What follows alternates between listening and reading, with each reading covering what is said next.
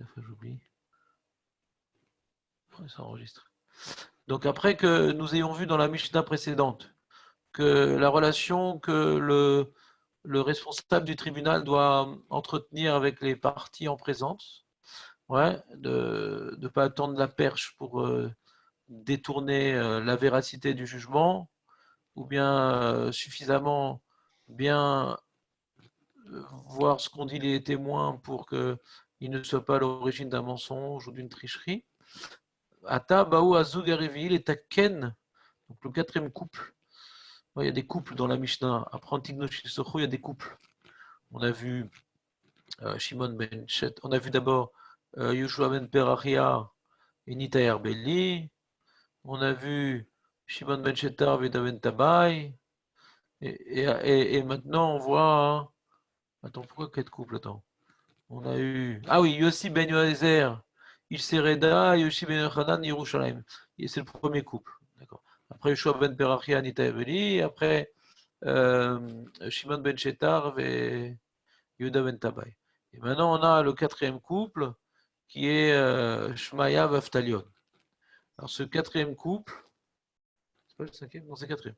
Et Taken Anaga Imabriot Shen Adam Kolkar Chibur Elehem. Azug Sheif Neze. Dans le jugement, il y a un chibour. Il y a un chibour. Il dit.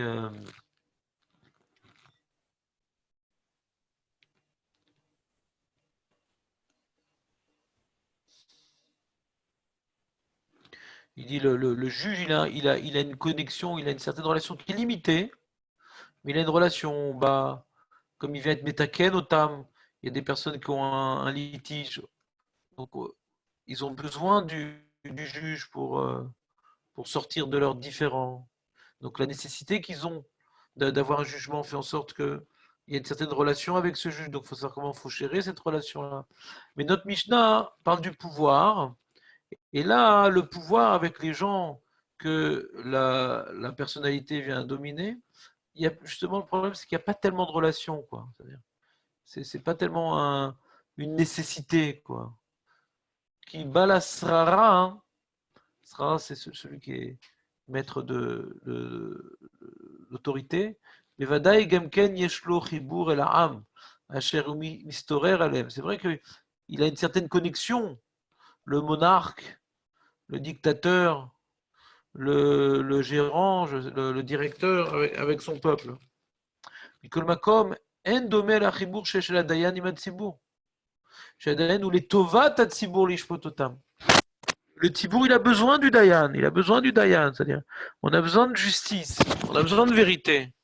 Donc, c'est-à-dire, il y a une relation, c'est vrai, hiérarchique entre le Dayan et les parties en présence, mais du fait qu'il le fait dans l'intérêt des gens qui viennent se faire juger, ouais, donc il y a une relation plus forte, une relation plus essentielle, plus réciproque, parce qu'ils ont besoin de lui.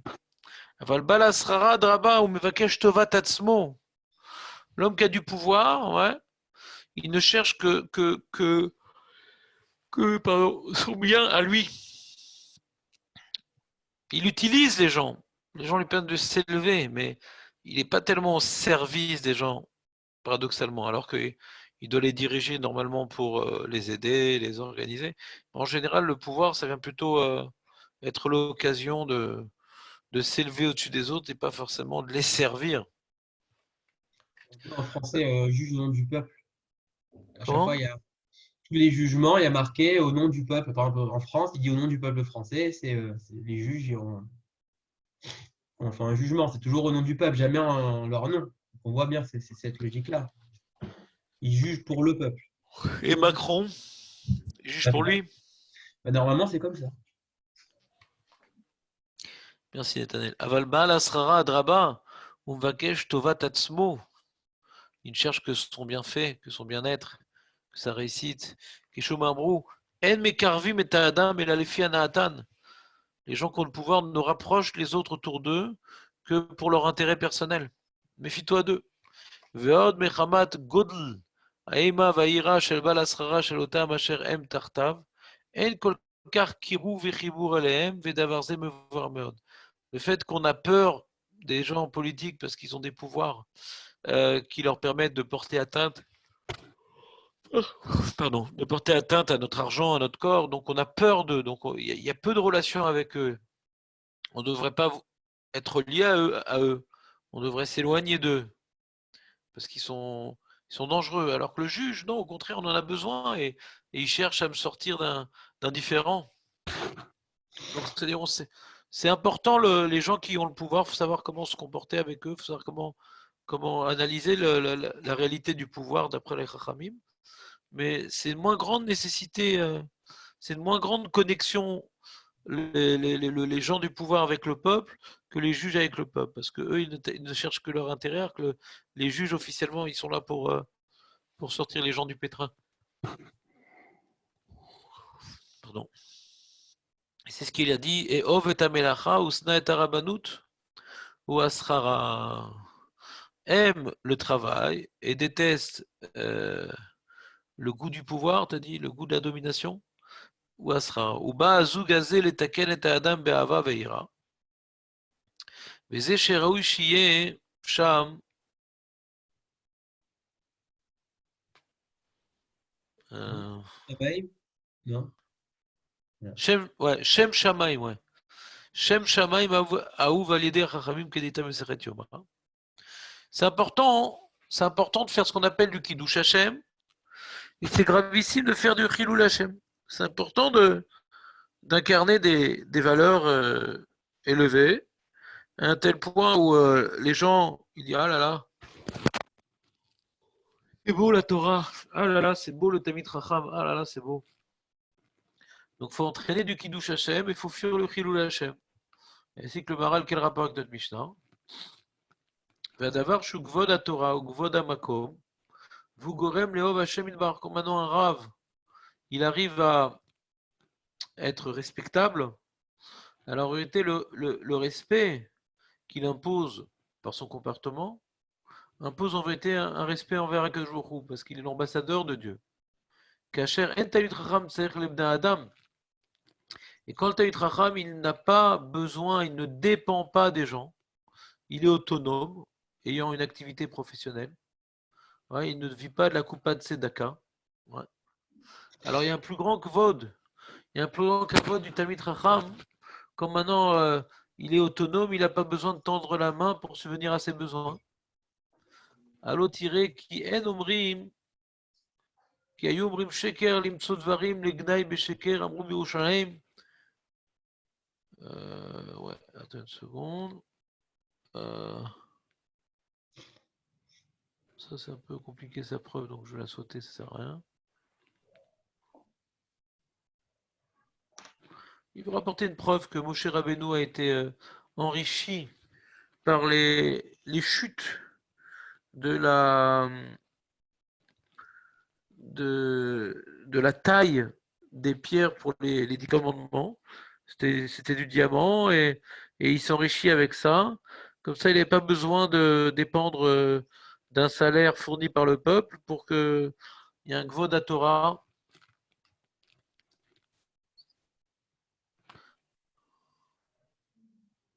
J'ai pas compris. Moshi s'enrichit comment? Hachem lui a donné les chutes. Ah. Les chutes. Il a taillé les pierres. Pour les 10 commandements, il y a eu des chutes. Ces pierres-là, je ne sais pas si c'était du diamant, un truc comme ça, ou du saphir, je ne me rappelle plus exactement. Et Moshe s'est enrichi de ça.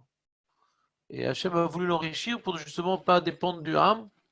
Et s'il dépendait du Ham au niveau de sa rétribution, alors ça sera enlevé du Kavod Torah. On a toujours un regard un petit peu dépréciant sur quelqu'un qui n'arrive pas à s'en sortir de ses propres moyens et qui a besoin de nous demander d'argent. C'est comme ça. C'est vrai qu'il y a une mitzvah de donner la moitié de son maaser au Talmidei Chachamim, etc. Parce que le fait est que quand quelqu'un il consacre toute sa vie à étudier la Torah, ben, globalement, il a peu de rentrée à part ce que les gens lui donnent, quoi, normalement. Donc c'est un problème, on va dire, structurel.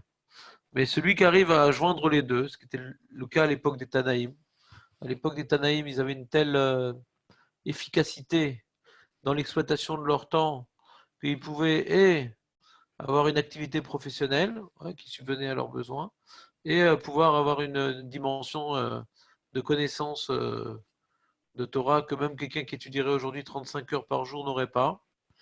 Ça, c'était à l'époque. Ouais. Maintenant, aujourd'hui, quelqu'un qui a une activité professionnelle correcte, ouais, c'est vrai que c'est difficile. C'est difficile aujourd'hui d'arriver à être un grand Talmid Chacham. Ouais. C'est pas que c'est impossible, mais je parle que statistiquement, ouais, en général, les grands de la génération, ouais, quelles que soient euh, les tendances et appartenances communautaires auxquelles ils se rattachent, ouais, quelle que soit la couleur de leur kippa, c'est souvent des gens qui ont consacré leur vie à la Torah. Il y a des génies qui arrivent à joindre les deux bouts et qui arrivent à avoir une parnassa et trucs. Il y a des rabbins qui sont médecins, qui sont si, mais est-ce que c'est des talmidei chachamim? Est-ce que c'est des gens qui ont des connaissances ou véritablement qui sont une source de transmission pour la génération à venir? C'est-à-dire, c'est toujours la même chose, quoi. Il y a des gens qui ont des connaissances dans le Chol et dans le Kodesh. Mais est-ce que ils ont appris à la source ou ils ont appris dans des kitsurim, ils ont appris globalement et ils ont une bonne mémoire, un bon truc. Mais est-ce que c'est des talmidei chachamim qui ont véritablement la compréhension du sens des choses, du tenant et aboutissant des poskim non, talmid chacham, quoi. Talmid chacham. Et quelqu'un qui a un potentiel intellectuel qui permettrait d'être talmid chacham, il est très probable que s'il fait des études de rôle, puisque c'est un garçon brillant, il aura aussi des connaissances en Torah. Il aura aussi connaîtrait la lacha et un certain nombre de gemarot. Ouais. La question est de savoir est-ce que il n'a pas perdu une certaine géonoute, quoi, s'il avait consacré toutes ses forces à la Torah. Alors c'est vrai que quelqu'un qui arrive à subvenir à ses propres besoins et qui étudie et qui a un Tamid Raham, ouais, alors c'est beaucoup plus, le peuple apprécie beaucoup plus cela, t'as vu, il est ci, il est ça, et en plus il a fait ci. Alors ça fait un kavod à Torah, ouais, qu'il demande de l'argent à personne, et il étudie la Torah, il enseigne la Torah, sans aucune rétribution matérielle, c'est Shem Shamaim, c'est l'idéal. Mais malheureusement, on voit qu'aujourd'hui, la plupart des grands Talmidei Chacham, ces gens qui ont jusqu'à l'âge de 20, 22 ans, n'ont fait que étudier, rien d'autre, pas de troll, et que par la suite, ils ont encore une bonne vingtaine d'années au collège étudier les Mifranim et les trucs, nanana. Vous connaissez vous-même qui étudiez tous les jours que la Torah est très très vaste. Et comme maintenant on ouvre un sujet, je ne sais pas, comme Amiral et Hakoum, ça fait combien de temps qu'on est sur Amiral et Hakoum? On n'a fait ni la Gemara, ni les Rishonim, ouais. On n'a fait aucun Iyun. Juste, qu'est-ce que disent les poskim? Tu vois le temps que ça prend. Alors, c'est quelqu'un qui doit comprendre et dominer le sujet. Et ça, c'est une goutte dans l'océan des halachot Shabbat. Et Shabbat, c'est une goutte dans l'océan de toute la halachot. Et la halachot, c'est une goutte dans toute la Torah où il y a les psukim, où il y a le sod, où il y a le drash, etc. Et après, tous les livres qui sont écrits, il y a encore la compréhension, la synthèse, ouais. Véritablement avoir une acquisition de la chose. Donc, on peut imaginer combien de temps ça peut demander pour que quelqu'un il domine véritablement une bonne partie de la Torah. Il est très difficile d'associer, on connaît aujourd'hui notre potentiel intellectuel, on sait que il est limité, quoi. On a étudié Amiral Hakoum, si je n'avais pas fait le texte, j'aurais répété 5, 6 fois le même sujet, je pense qu'on aurait tous oublié un certain nombre de détails. À l'époque, ce qu'ils apprenaient, beaucoup de détails restaient, quoi, le Pirov, c'est-à-dire pas besoin de reprendre et réécrire, etc. Ça ne sert à rien d'étudier si on ne révise pas, ça sert à rien. Et nous, aujourd'hui, on a besoin de beaucoup réviser, beaucoup se concentrer pour retenir un minimum de choses. Donc, ça demande énormément de temps pour avoir une véritable acquisition de la Torah. Et si maintenant on se disperse entre le Chol et le Kodesh, alors c'est pas qu'on va être un ignorant en Torah, mais il y a une certaine dimension de Talmid Racham qui est très difficile à accéder, très très difficile à accéder. Maintenant, on vient. J'ai entendu un truc comme ça, que même un grand rave qui fait du Chol, en même temps, il fait de la Torah, parce que c'est là qu'il va être confronté à plein de halachot, et ça lui permet aussi d'étudier finalement dans son travail les halachot qui vont être en. Un Talmid Chacham comme Raphaël Keski qui a jamais travaillé, les businessmen vont lui poser des questions. Il n'y a pas besoin de ça pour connaître la route sur le business, Netanel. Non, mais c'est un cas particulier, hein, mais les autres grands rabbinim, aussi que de fait de partir travailler, c'est pas forcément séparer le rôle du Kodesh. Il y a pas, enfin, moi j'avais entendu comme ça que c'est pas une séparation nette. C'est-à-dire que même dans le rôle, en fait, il y a le comportement de Non, l'homme. il a une activité professionnelle bien déterminée, ouais, et il a dans son travail une quinzaine de questions. Voilà, c'est fini. Toute sa vie, dans ce travail-là, il a 15 questions à régler, mais c'est pas des sujets sans fin comme le limoud. Il faut savoir dans sa vie professionnelle, ouais, se poser les bonnes questions pour ne pas transgresser la halachot. C'est vrai, mais ça va pas très loin, le limoud, dans sa vie professionnelle. Parce qu'il y a un certain nombre de questions, ça, on a vite fait le tour. Mais quand tu étudies la Torah, tu as la halachot des korbanot, tu as la halachot de Tahara Vetuma, tu as la halachot Shabbat, tu as la halachot Kinyanim, tu as la halachot Kiddushim, tu as Gitin, tu as Yevamot, tu as Blissov, quoi. C'est les petits, Nagid, les 100 questions, on va dire comme ça. Je vais être exprès, je vais exagérer. Les 100 questions d'Alara qui se posent dans sa vie professionnelle, ouais, c'est rien devant les milliers de questions que le Limoud pose, quoi. Des centaines de milliers de questions que le Limoud pose. C'est rien, quoi. Ah, c'est pour ça Ce qu'il que y a un tu... partage. C'est pas qu'il va travailler et qu'il n'étudie pas. Il étudie, il travaille, et chacun, c'est en fait Je du pas compris. Kodesh. Par rapport à ce que j'ai dit, qu'est-ce que tu veux dire? Tu veux dire pas comme j'ai dit? Je pas compris. Non, je veux dire que peut-être qu'il n'y a pas une barrière Non, non, aussi. réponds à ma question. Tu veux illustrer ce que je veux dire ou tu veux maintenant contredire ce que je veux dire? C'est pas que ça m'énerve, je veux juste comprendre ce que tu veux dire. Non, en même Ça, temps, ça me dérange pas que tu me contredises, mais juste que tu introduises tes propos. Qu'est-ce que tu es en train d'expliquer? que L'idée j'avais l'impression qu'il y avait une barrière infranchissable, enfin une Non, non, barrière entre j'aimerais que tu. Non, non, j'ai besoin que tu le introduises tes rôle propos. et. Tu viens illustrer ce que je dis ou tu viens t'opposer à ce que je dis? Avant d'expliquer ce que tu vas dire, j'aimerais que tu m'expliques ce que tu es en train de me dire. Parce que j'ai pas l'impression d'être en désaccord avec toi, mais je sais pas de quoi tu parles, Pachout. Par Bah, rapport à ce que j'ai dit, souvent c'est ce que je te demande, Netanel, en général. Quand tu dis quelque chose, qu'est-ce que tu veux dire? C'est-à-dire, dans ce que je ça a crois l'air dire, d'être juste, mais qu'est-ce que tu veux dire? je Ouais. crois c'est qu'il y a normalement le rabbin, le rave qui, normalement, il y a Je tellement. répète, je te laisse pas parler volontairement. Tu veux contredire mes propos ou tu veux illustrer mes propos? Avant que tu aies dit cette phrase d'introduction, j'aurais du mal à te comprendre, donc ça sert à rien que tu me l'expliques. Pour contredire, il faut que je sois sûr de vos propos. Ah, donc tu es en train de demander, d'essayer de comprendre ce que j'ai dit. Alors qu'est-ce que tu n'as pas bien compris? Est-ce que dans vos propos, on parle d'une séparation nette entre le Chol et le Kodesh, que si quelqu'un il va forcément aller étudier, enfin, qui va travailler dans le Chol, ben, il va perdre énormément de temps et d'études pour le Kodesh, parce que Ouais. j'avais l'impression qu'il y avait cette séparation-là. Ou alors, moi que j'avais pensé, ce que j'avais entendu, c'est que dans Attends, le donc stop, stop. On va revenir à la première étape qui était d'essayer de comprendre le shiur. Et tu n'étais pas en train de nous donner un autre enseignement, d'accord? Tu n'es pas venu pour donner un autre enseignement que le Non, shiur. Tu voulais comprendre le shiur, d'accord? Alors, par rapport à ce que j'ai dit, c'est-à-dire, il y a une Mishnah, mais Fourechet, qui dit pas comme moi. La Mishnah, elle dit qu'il faut associer, on verra dans le Perek Sheni, ouais, le Perek Sheni marqué, il y a fait Torah im dereret, chez Igiat Shneem, chez Kachat Avon, ouais, qu'il est bien d'avoir une activité professionnelle et avoir un limoud de Torah, comme ça on s'investit au niveau intellectuel, on s'investit au niveau physique, donc toute la réalité de l'homme, elle n'est pas dans la paresse, elle n'est pas dans le.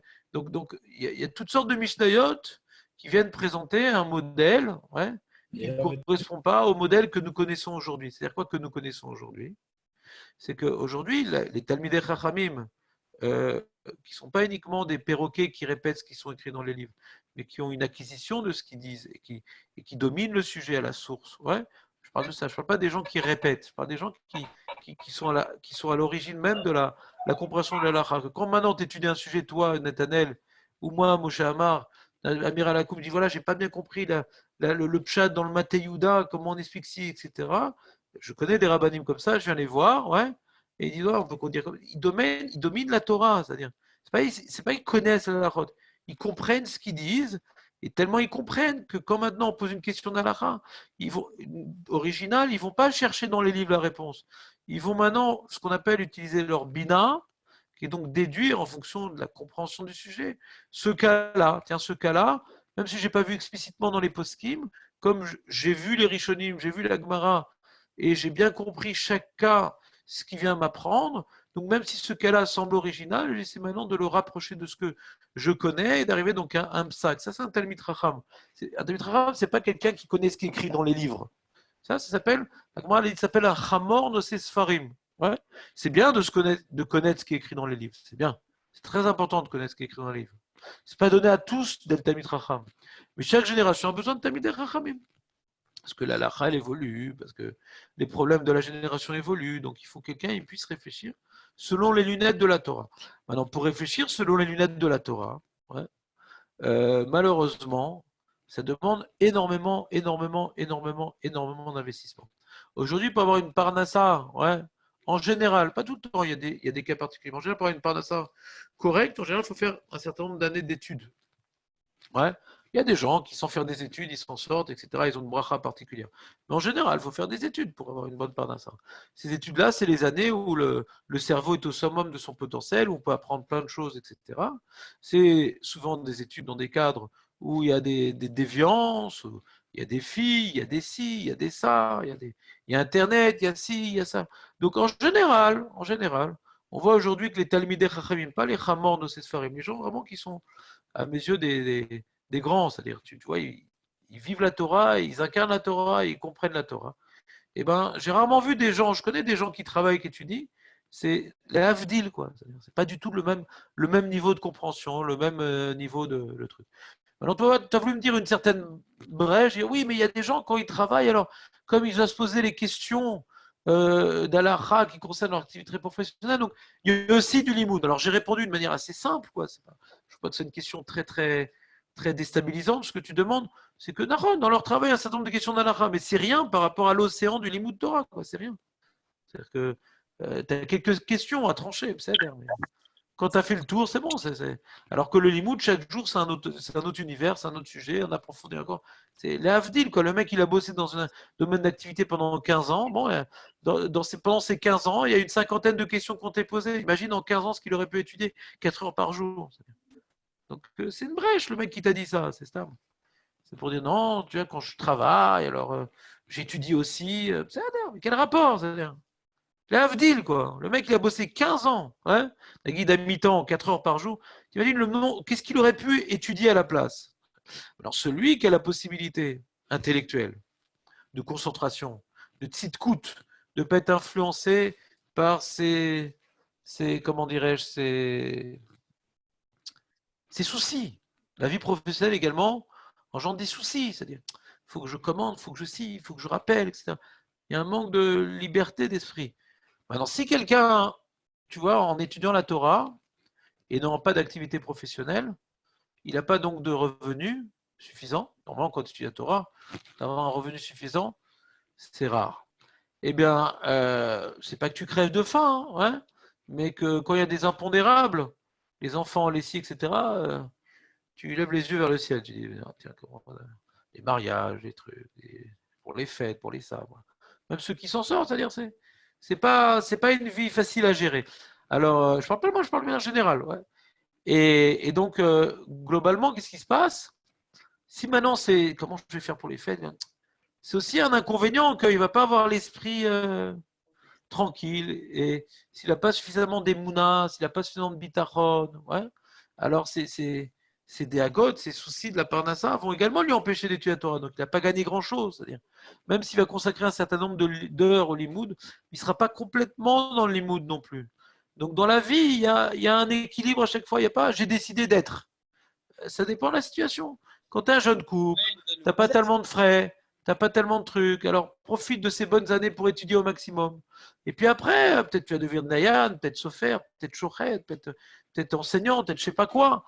Mais si tu arrives à un moment où la Parnassa est pour toi, comment dirais-je, un frein à ta possibilité de t'investir complètement dans l'Imoud Torah, alors tu n'as pas gagné grand-chose quoi, de dire ouais, mais t'as vu, j'étudie tant d'heures par jour. D'accord, mais ces heures-là, elles sont amputées par beaucoup de soupirs et par beaucoup de distractions, de déviance intellectuelle parce que l'esprit n'y est pas complètement. Donc il n'y a pas. On ne peut pas dire aujourd'hui il ne faut pas travailler. Non, c'est-à-dire le mode d'emploi du Talmid Chacham aujourd'hui, je ne parle pas des génies, je parle des gens pertinents sans être forcément des esprits hors du commun, ouais, c'est d'étudier jusqu'à l'âge de 30 ans, quoi. Mettre toutes ses forces dans les moules jusqu'à l'âge de 30 ans. Quelqu'un qui a commencé la yeshiva et qui a jusqu'à 30 ans, il a pu véritablement acquérir, s'il a été sérieux, méthodique, discipliné, un vécu de la Torah intense.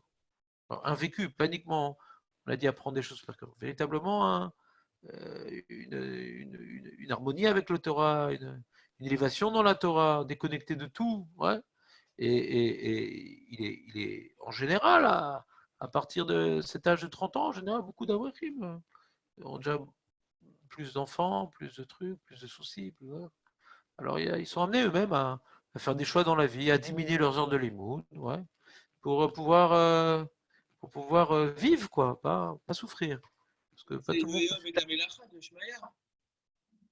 Encore une fois, c'est une question, c'est une illustration. Et c'est pour toi dans ta vie, Netanel, chaque fois que tu vas dire une idée, essaie de voir quel est le lien avec ce qu'on vient de dire, pour être rigoureux.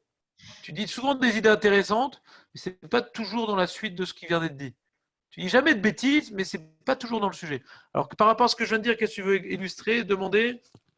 Fait que de dire oui, alors, parce que vous avez séparé entre le moment où on étudie, jusqu'à l'âge de 30 ans, c'est bien, il faut rester étudier la Torah, et que justement, il y a pas la notion que si on fait que étudier la Torah, on va avoir des problèmes avec la Parnassa, et que on peut avoir, il y a des déagotes dans les deux cas, ou dans trop étudier Très ou dans trop bien, travailler.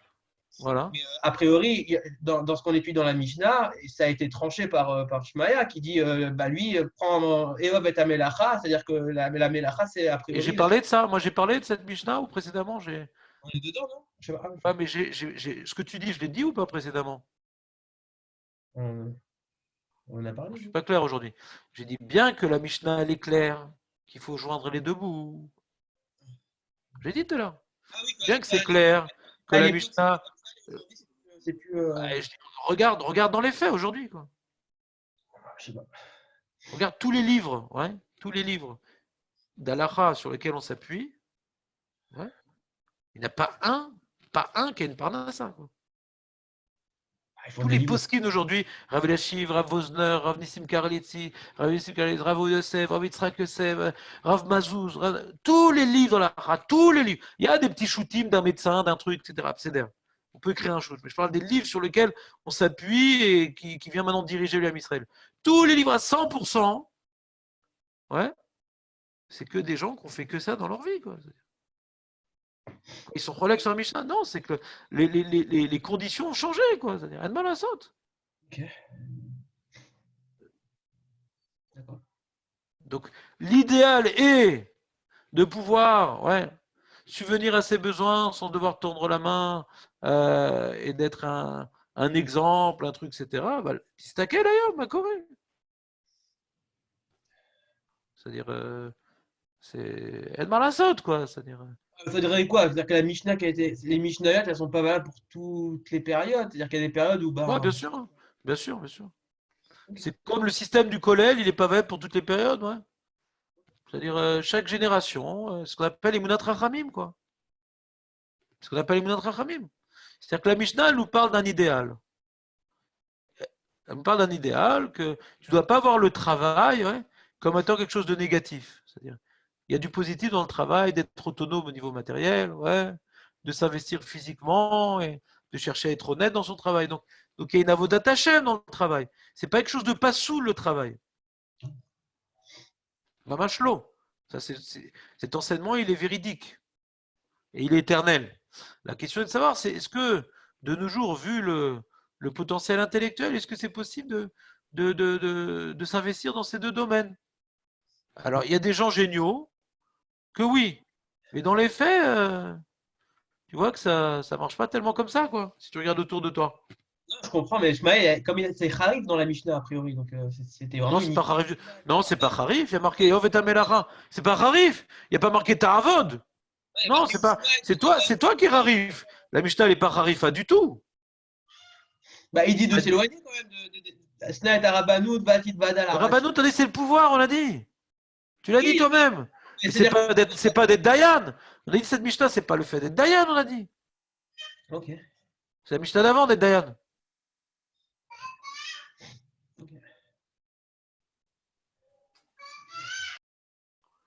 T'es d'accord d'être Dayan ou pas? Tu m'as dit toi-même, sans parler ici de celui qui cherche à être rabbin pour être habillé comme Rav de Yosef. Ouais. Il veut la tenue de. Moi, j'avais un copain comme ça à la yeshiva. Quand il voyait des rabbins avec un frac, avec une belle barbe et trucs, il dit ah, j'aimerais être comme ça et tout. Lui, il cherchait du caveau de la Torah. Ouais. Bah, il l'a pas tenu longtemps. Hein. En fait, la question qui Il, se posait, c'est ce il que tu. est venu par. Il n'avait pas un amour de la Torah, il avait un amour du caveau de la Torah. Euh, non seulement il n'a pas étudié longtemps, ouais, mais après il a abandonné sa femme, ses enfants. Il avait un rapport, comment dirais-je, d'aimer la Torah pour le kavod que ça apportait, pour le pouvoir. Il y a tellement de sacrifices à faire. Ouais, tellement de sacrifices à faire.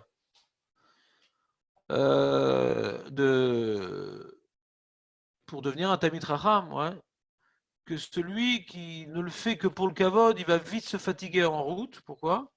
Parce qu'il y a des moyens beaucoup plus simples d'avoir du kavod. Tu as réussi dans l'argent. C'est beaucoup plus facile de devenir riche que de devenir Tamid Raham, je peux te le dire. Le Tamid Raham, ça demande tellement d'investissement, nuit et jour, et de sacrifice de la famille, de ci, de ça. C'est devenir riche. Bon, ça dépend un peu du mazal, ouais.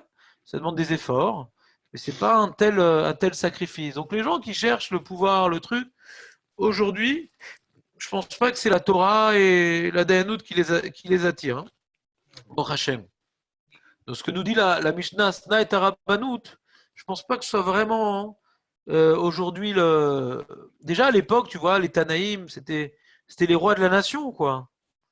C'était le Nassi, c'est le descendant de David Amel, il n'y avait plus de roi tellement. Donc c'était le dirigeant du peuple. Il n'y avait pas à l'époque une direction chilonite du Ham Israël comme aujourd'hui. Ouais. Les dirigeants du peuple, c'était les rabbins, quoi. C'était comme ça. Quand tu vas au Maroc, par exemple, ouais. Au Maroc, les Dayanim, c'est eux qui dirigeaient le peuple, quoi. C'est eux qui donnaient des conseils au peuple. Je parle des juifs, ouais. Et aujourd'hui, Mamash, on s'en fout du rabbin, quoi. Il peut raconter ce qu'il veut, on s'en fout réellement, quoi. Il a aucun pouvoir, quoi. Aucun pouvoir. Zéro pouvoir. Donc cette Mishnah, bon, Hachem, aujourd'hui, c'est vrai que on n'a plus tellement possibilité de s'investir dans le travail et d'avoir une dimension de Torah élevée, mais également on n'est plus tellement concerné par le Yetzer Hara de devenir rabbin pour obtenir les honneurs et pour obtenir. Je pense pas que c'est tellement le Yetzer Hara de notre époque. Hein. Je pense qu'aujourd'hui, quelqu'un qui est au Kollel, il le fait vraiment les Shem Shamaim, parce que ni va gagner beaucoup d'argent avec ça, dans le meilleur des cas, si la meilleure Parnassat Torah qu'il a et c'est lui qui va la recevoir, ça sera pas beaucoup plus que le SMIG, ouais, pour pas dire que c'est moins. Et alors c'est vrai que s'il est Dayan de la Médina, il a un bon salaire, je crois.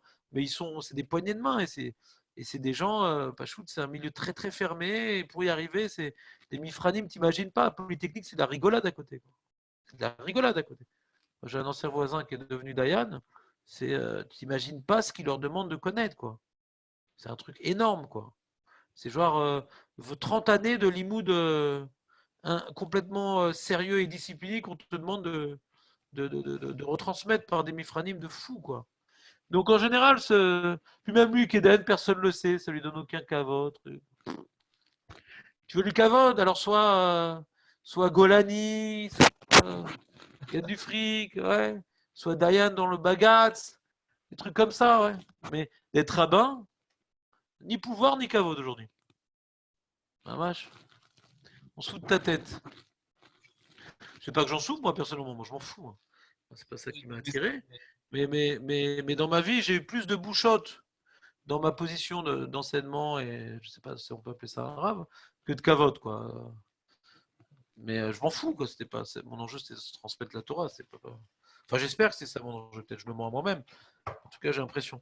Et donc, Bekitsour. Donc voilà, donc la Mishnah nous dit quelque chose d'important qui est vrai éternellement. Il n'a pas de saut métier. Le travail, c'est pas quelque chose de négatif. Ouais. Et elle n'est pas du tout violente, la Mishnah. La Mishnah, dans le Perek Bet, elle est plus violente. Puisqu'il y a marqué il y a fait Torah im derecheret, yegiat shneem meshakecha tavan. Ouais. Il est bien d'associer à sa Torah un derecheret, c'est ce que tout le monde fait, donc le travail. Parce que l'investissement dans ce domaine nous fait oublier la faute. Ouais. Et Kol Torah Shenmai Melacha, Sofa Batela, Vegoreret Avon. Et toute Torah qu'il n'y a pas dedans, qui n'est pas associée à un travail, elle finit par être annulée et d'entraîner des fautes. La première Mishnah du deuxième Pérec, elle est plus violente, effectivement. Ouais. Mais donc il faut savoir dans quel domaine il faut l'appliquer de nos jours.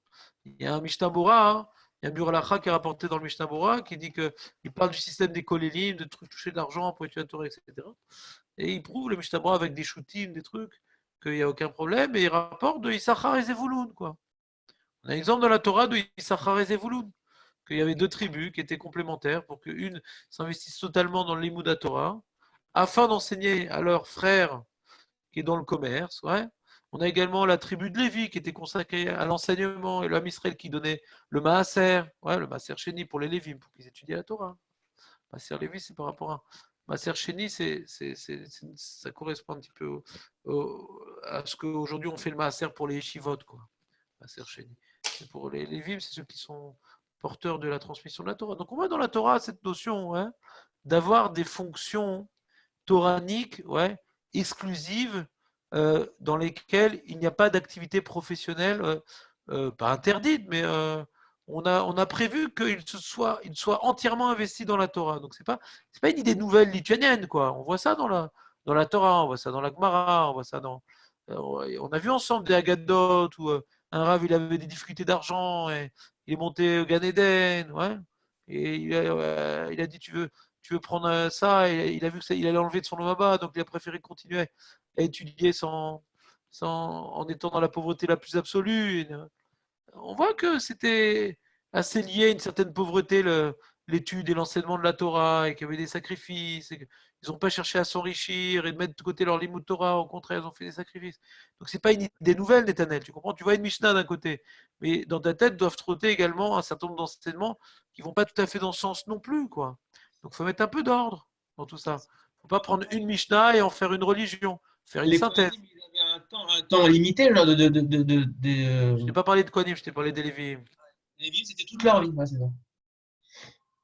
Non, ils n'ont pas reçu de champ. Les Lévim n'ont pas de moyens de subvenir à leurs besoins, ils ont pas d'activité agricole. Le Maser Sheni leur donne à manger. Et le Rambam, il explique le Rambam, où est-ce qu'il est ce Rambam? Je ne me rappelle plus où est ce Rambam. Il est où ce Rambam? Je sais pas. Il était où ce Rambam? Ah là là. Pas de mémoire, hein, j'aurais dû faire une parnassa. Alors,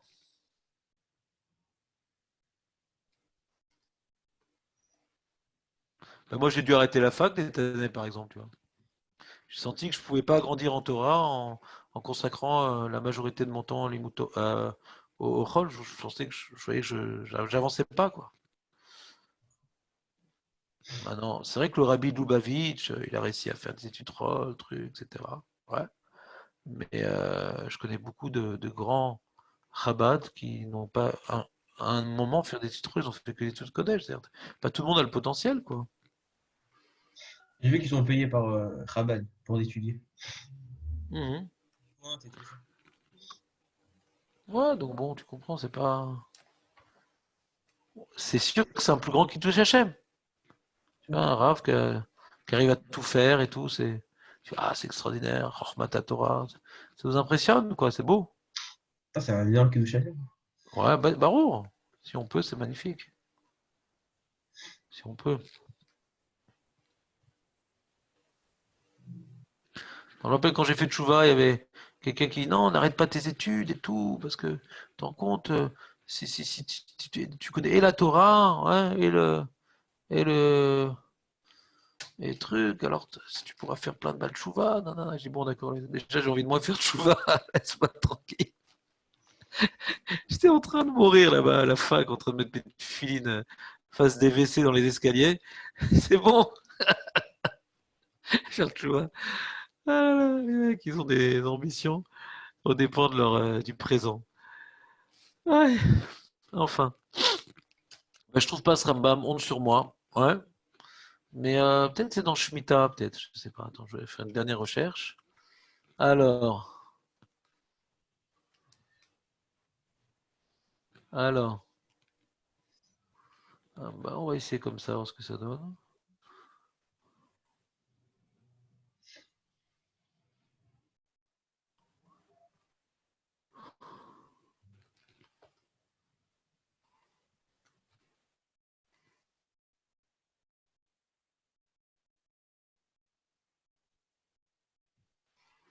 Aïe, aïe, aïe, aïe, aïe, aïe, aïe, aïe, aïe, aïe. Aïe, aïe, aïe, aïe, aïe, aïe, aïe, aïe.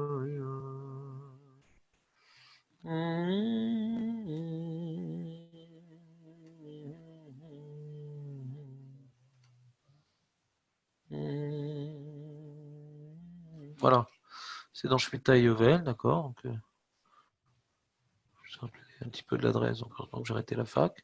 Ah, une seconde, donc ça, il est où? Il est là. Il demande le Rambam. T'entends ou pas le Rambam? Le Rambam, il demande. Lama lozacha levi benachala teret Israël ou bebizataim echav. Pourquoi lui, les Lévim, ils n'ont pas été zorés d'avoir une part conséquente à leur nombre en Eretz Israël? Ils ont quelques villes, mais ils n'ont pas véritablement des domaines. Et pourquoi, quand il y a une guerre, ils n'ont pas de part dans le pillage? Chez Ouvdal, la vod et Hashem, les chartov et le rod des rachav, ayesharim, ou mishpatav, atzadikim, les rabbim. Lui, il est là pour servir Hachem et pour trancher la lacha pour les autres.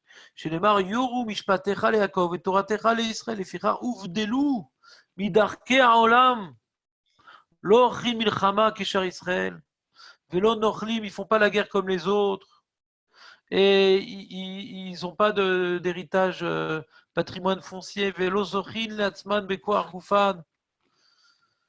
Et là, Em Chaïl Hashem, l'armée de Dieu, chez les mar Berer Hashem Chelo. Il dit le Rama, Velo Shevet Levi Bilvad, la Kol Ish Veish, Mikol Baeolam Asher Nadvar Ucho Oto Veivinam, Medao Leibadel, Armod Ifne Hashem, Lesharto, Velo Ovdo, Ladat et Hashem, Vealach Yashar, Kemo Shasa Elokim et Pirek, Mel Savero, Oh, la Cheshbonot Arabim. Et donc, il veut maintenant servir Hachem. Il peut enlever, être porek, mais al tzavaro. Oh, la cheshbonot arabim asher bikshu bnei adam, arezé, nitkadesh, kodesh, kodashim, vi Hachem chelko, vinachalato leolam, ulolim olamim, veiske lo, baolam hazeh, davar maspik lo, kemo shisacha les kohanim leviim. Hachem, il sera zoché d'avoir le juste minimum. Mais enlève-toi du rôle. Donc, un Rambam intéressant. Alors, le Rambam, lui, il a une chita particulière qu'on n'a pas le droit de toucher de l'argent pour la Torah. Ouais. Sur ça, beaucoup de Rishonim se sont posés au Rambam. Mais malgré tout, il dit de s'éloigner de tout investissement matériel. Ça, il le dit, le Rambam. Après, comment il va vivre? Alors, de manière nicide, quoi. Avec vraiment, je suis une certaine d'Ishmael. Bon, ça, je le vois autour de moi. Des gens, vraiment, ils ont des moyens très limités. Et ça tombe au bon moment, ce qu'il faut. C'est bon, ça. On voit qu'Hachem, il est. Pour un Tamid Racham Amiti, il y a une véritablement Siatan Ishmael, quoi. C'est un truc assez incroyable. Voilà, c'est bon, allez. Atkan. C'est bon, Netanel, t'as compris un peu ce que j'ai dit ou pas? Ouais, très bien. Parfait.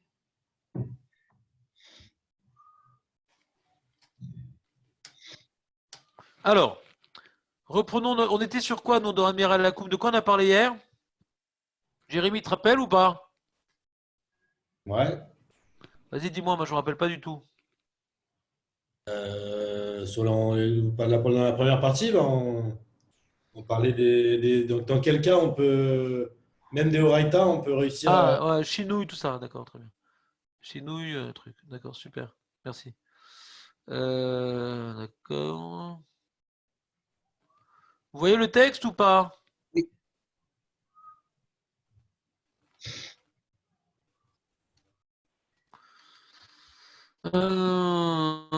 Chinouille, Begrama, joue des joutes, personne importante, on a vu tout ça. D'accord? Maintenant, je voulais vous montrer un Shulchan Aruch. On a parlé de Ben Hashmashot. Jérémy, on a le droit de demander à un goy, à Ben Hashmashot, qu'il me fasse une melacha. On n'a pas parlé.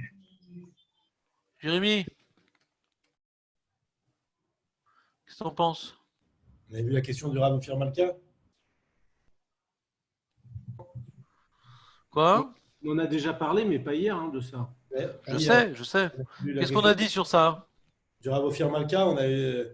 C'est ça. C'était en supplément de cours, ouais. Ouais, On n'a pas vu dans le Shulchan Aruch, je crois. non. Qu'est-ce que tu as retenu? Je peux demander à un goy de faire une melacha qui est pour moi d'Oraita Ben Hashmashot?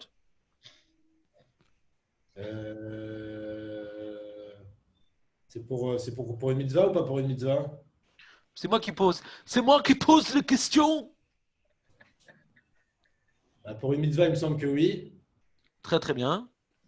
Maintenant, quand c'est pas une mitzvah, ça dépend si c'est pour un tsar ou autre chose. Mais sinon, j'aurais dit stam, non. Enfin, simplement demander sans avoir besoin pour une mitzvah ou pour un tsar ou pour une économie d'argent. Chazak ou Baruch. Que Dieu te bénisse. Euh, donc ça s'est développé dans quel sujet? Je crois que c'est dans Shin Zain. Shin Zain. On va ouvrir ça. Vous voyez mon écran ou pas? On voit, mais un petit pour l'instant. Une seconde. Là, c'est Mishtamura. Vous voyez Mishtamura? Oui.